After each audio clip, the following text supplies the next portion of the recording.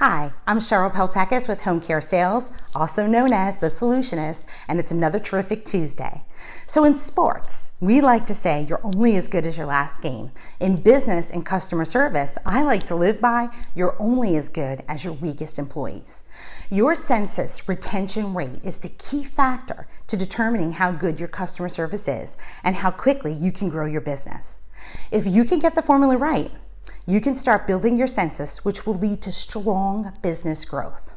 So, how do you calculate your census retention rate, or your CRR? The best way to track census retention is by calculating your census retention rate. There's no magic formula or just one formula, but here's what I use to measure my census retention rate, or my CRR. I take the ending census of the month minus my admissions, divide it by my starting census for the next month, multiply it by 100% to get my ending census, which equals the number of patients at the end of the month. And I'm going to show you how I do a simple calculation. And there's an example that I have behind me on the board.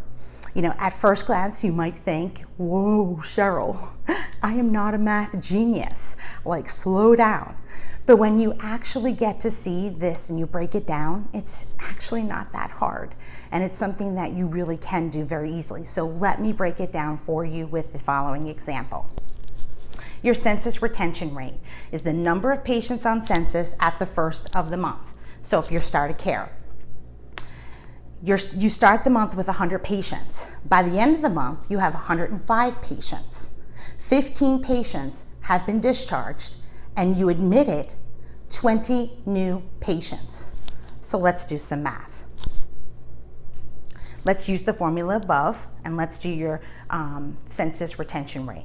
So your ending census minus your admits, which is the 20, so 105 minus the 20 times the 100 will give you a percentage rate. And here's the math. The 105 minus the 20 over 100, which was your starting census, multiplied by 100 is 85%. So that means that 85% of your patients are continuing to use your services. Thus, a census retention rate of 85%. Pretty easy, huh? Why should you measure your census retention rate? Well, I was talking to one of our clients last week. Let's just, for the sake of argument, call him Ted. And Ted was so surprised. I was so surprised with what Ted said to me that I needed to share it with you today. He told me our patient retention rate is 75%. But I don't care about my retaining census as long as my sales reps keep making their quotas. Well, their sales reps happen to be managed by me, and they are making their quota. In fact, they are kicking butt. Now, to give you an idea of this man, Ted, I want you to picture this. He drives a Porsche. He wears $5,000 suits. He carries self-confidence as if he's Tom Cruise, and he's not. But it's almost like you have to listen to him. You know, you believe everything that he says. You know, Ted has been very successful in the business world, and he really has grown on the back of hiring some wonderful operational people and spent a great amount of money on a strong online advertising campaigns, and he has a kick-ass sales team that was built by me. But in the last 12 months, his census retention has really taken a hit. Why? You know, what's happening? He's been making a lot of retention mistakes, which has really affected his census as well as the morale of the organization. And you know, Ted never really considered even looking at census retention until I brought it to his into his life and making it part of his business. Unfortunately, Ted isn't alone. Most small business owners that I talk to, they have the same challenge. You know, they have the same views on census retention. You know, many business owners, they know their acquisition rate because, of course, you know, getting out and getting new referrals or building new sales accounts is relatively fun, you know, but very few actually know their census retention rate. Here are 3 cold, hard facts on why customer retention is important. And there's many more than just 3, but today we can really, to limit the time, we only can go over these 3. It is 5 to 7 times more expensive to acquire a new customer than to keep an old one. The second one, it costs a company money every time we lose a patient, or worse, lose a referring account. I personally lost one of my A accounts going back a few years, and it cost me $500,000 in revenue in a year. I mean, it made me feel ill when I lost that referring account. And the third one is loyal referring accounts are worth up to 10 times as much as their first month's referrals if you do the math. Additionally, it is a great indicator, your census retention rate, on how good your customer service is and how loyal your patients are. It's also a metric that will show you and allow you to plan on staffing needs to hit census goals. I recommend businesses to calculate their census retention rate at least quarterly. Personally, I like to do it monthly, for each month, but at least look at it quarterly because it gives you that good hard metric that you can then measure.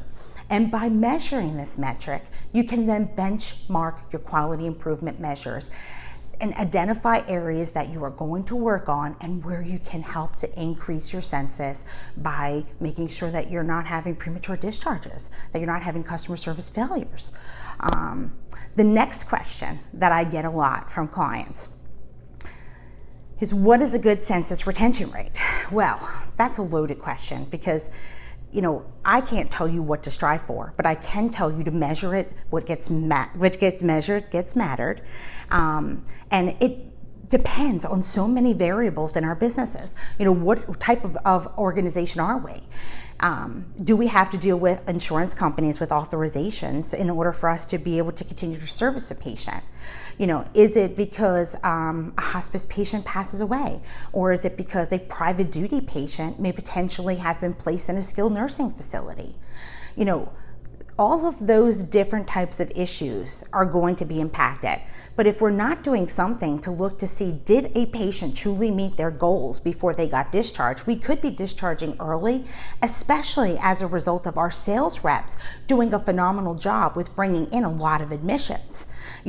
I'm the nurse. I can only do 7 visits a day. And if you're constantly giving me an admission, I'm like, oh my God, who can I get off my calendar for tomorrow that I could discharge to make room for this additional patient? So that's one of the keys in making sure that you are measuring this metric. So you need to realize, it is relative to your industry and your market. In saying that, the majority of companies that I work with should be and now are measuring their census retention rate. And again, they are using it to manage labor cost. They're using it to manage staffing levels. They're using it to build realistic census targets and sales rep admission goals, as well as how many reps does the organization actually need to hit that census goal. That's something that I'm asked all the time. And then on top of that, how many clinicians will you need to provide that services? And again, you can look at, what is your, how many visits is each staff member doing, and what is your staff mix? Do you have RNs and LPNs that can help? I do hate to hear that we didn't accept a referral because of staffing issues. Oh my God, I blow a gasket. So let's look at a census goal approach.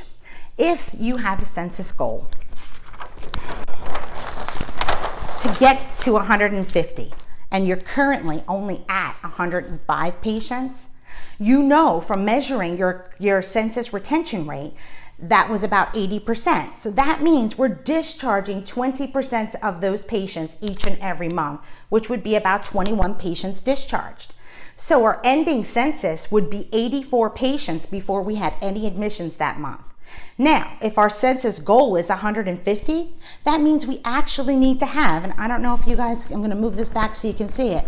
That means that we would need to have 66 admissions, 66 admits. Now you can see if you have a realistic path to reaching your census goal. How many sales reps do you actually need to get 66 admissions coming in the door? How many clinicians do you need to service 150 patients on census? So this is where you can really start to play with the data and get some great information. And you can watch this over and over again. So in case I went too fast, I was trying to be under 10 minutes and I think I just hit it. Guys, have a great day and have a wonderful day. And thank you for spending terrific Tuesdays with me.